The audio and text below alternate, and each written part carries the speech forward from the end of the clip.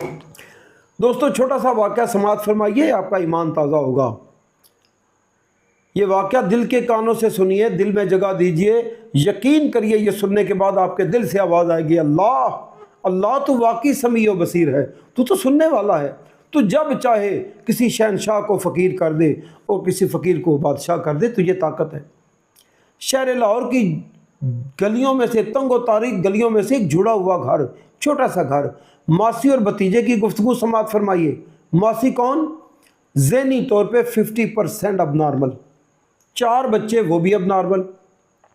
मोहल्ले वाले थोड़ा थोड़ा सदका ज़कात देते हैं तो घर चलता है, मगर क्या कह रही है भतीजे को, मैं तेरे से दुआ करांगी ना, तू बाहर चला जाएगा, तू जाके मैंने पैसे टोरी, मैं ना बच्चों से गड्डियाँ लवांगी, कोठी बनाऊंगी, इस किस्म की बड़ी बड़ी बातें।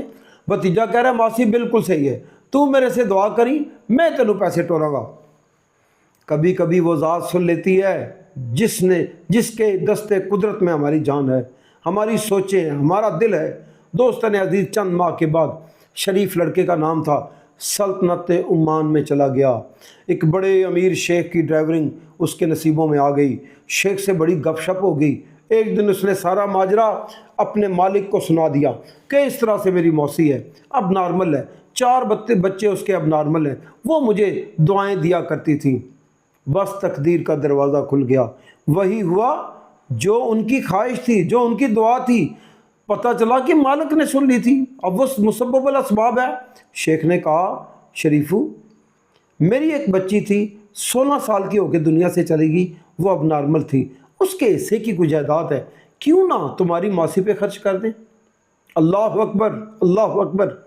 मेरा मालिक ऐसा ही कर सकता है। चंद माह के अंदर मासी और बच्चे सल्तनत उमान में थे। एक बड़ी कोठी थी, उन बच्चों की अलग अलग गाड़ियां थीं, उनके ड्राइवर थे, आज भी हैं। वो अब नॉर्मल औरत को पता ही नहीं उसके पास कितना पैसा है।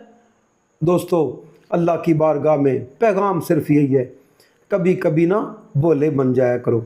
अब नॉर्मल बन के ना भोली भोली बातें किया करो, बड़ी बड़ी बातें किया करो, इसलिए कि वो समीअ बसीर है, दिलों के हाल सुनने वाला है। पता नहीं कब तुम्हारी अर्जी को देखे और तुझे लाजवाल कर दे।